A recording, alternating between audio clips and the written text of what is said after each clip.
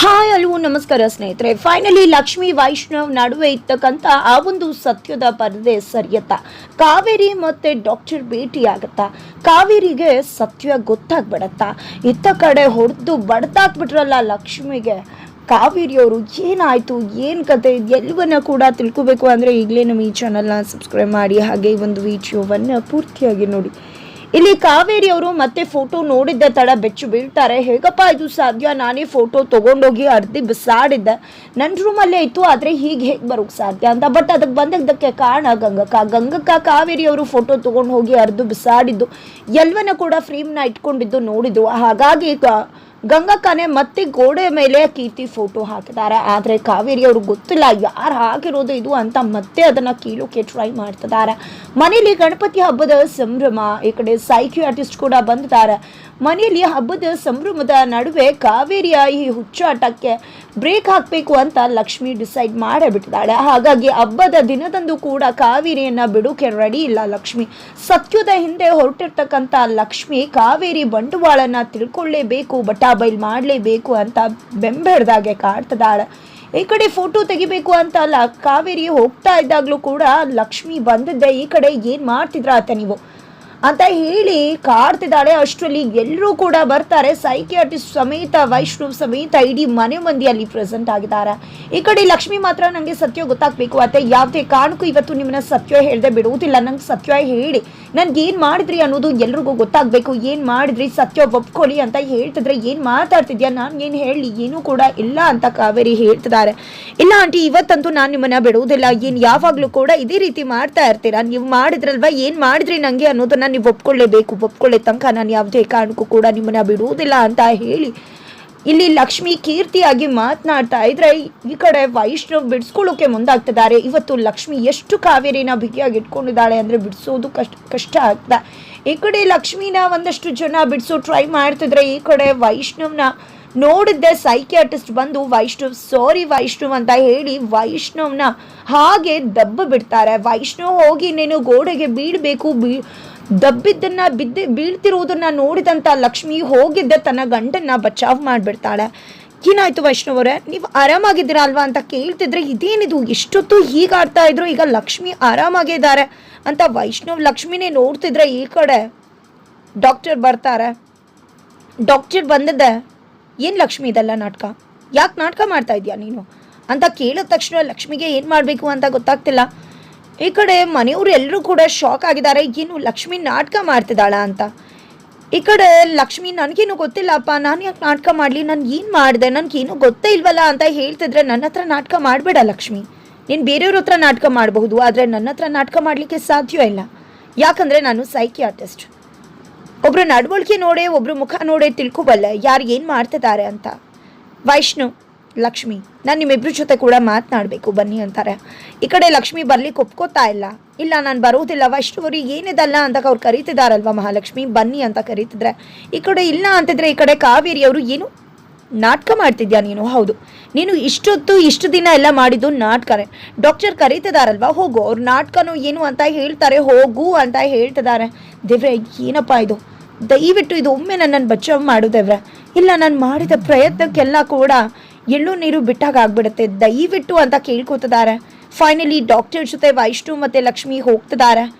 Finally ಕೀರ್ತಿ photo ಬೆಂಕಿ ಹತ್ಕೊಂಡು ಬಿಡತ್ತೆ.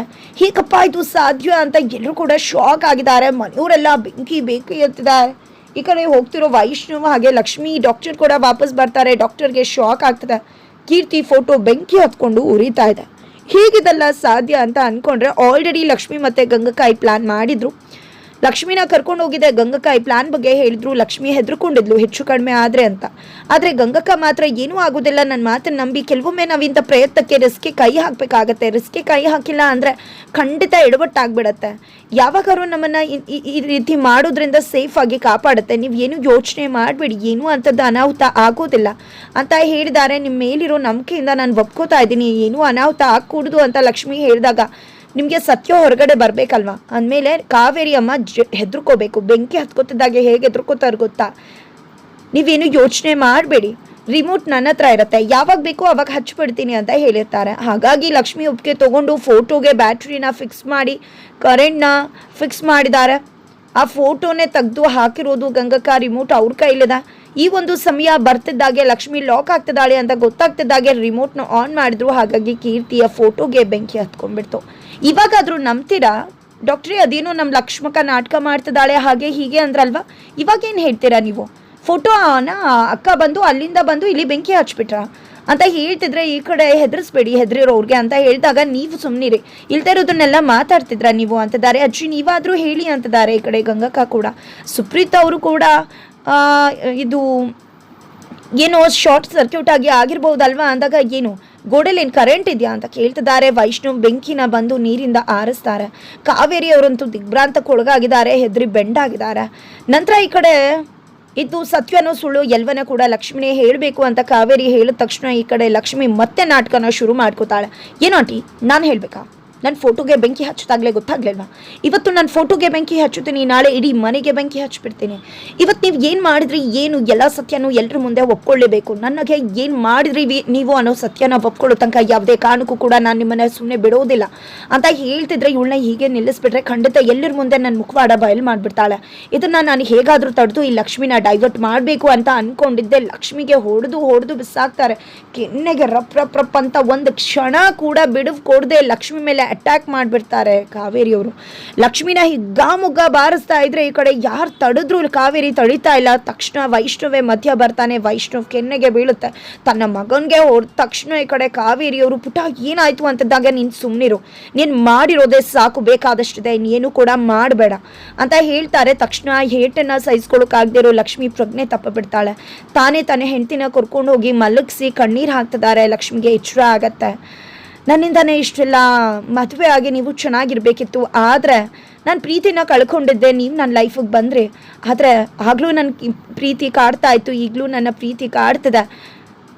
ನನ್ನ ಪ್ರೀತಿ ನಮ್ಮ ನಡುವೆ ನೀವು ತಪ್ಪೇ ಮಾಡದೇ ಇರೋರು ಸಿಕ್ಕಾಕೊಂಡು ಒದ್ದಾಡಬೇಕಾಗಿದೆ. ಇವತ್ತು ನಿಮ್ಮ ಪರಿಸ್ಥಿತಿಗೆ ನಾನೇ ಕಾರಣ ಆಗಿಬಿಟ್ಟೆ. ನಿಮಗೆ ಅವತ್ತು ಮಾತು ಕೊಟ್ಟಿದ್ದೆ ನಿಮ್ಮ ಜೀವನ ಚೆನ್ನಾಗಿರುತ್ತೆ, ನಾನು ನಿಮ್ಮನ್ನ ಚೆನ್ನಾಗಿ ನೋಡ್ಕೋತೀನಿ ಅಂತ. ಆದರೆ ಅದು ಯಾವುದನ್ನು ಕೂಡ ನನ್ನಿಂದ ನೆರವೇರ್ಸೋಕ್ಕಾಗ್ತಿಲ್ಲ. ಇವತ್ತು ನೀವು ಎಷ್ಟೆಲ್ಲ ಕಷ್ಟಪಡ್ತಾ ಇದ್ದೀರಾ, ಇದಕ್ಕೆಲ್ಲ ಕಾರಣ ನಾನೇನೆ ಅಂತ ಹೇಳ್ತಿದ್ರೆ ಈ ಕಡೆ ಲಕ್ಷ್ಮಿಗೆ ಗಿಲ್ಟ್ ಫೀಲ್ ಆಗ್ತದೆ. ವೈಷ್ಣವ್ ಕಣ್ಣೀರು ಹಾಕ್ತಿದ್ದಾರೆ. ಅತ್ತ ಕಡೆ ಡಾಕ್ಟರ್ ಮೇಲೆ ಹವ್ವ ಆಡ್ತಿದ್ದಾರೆ.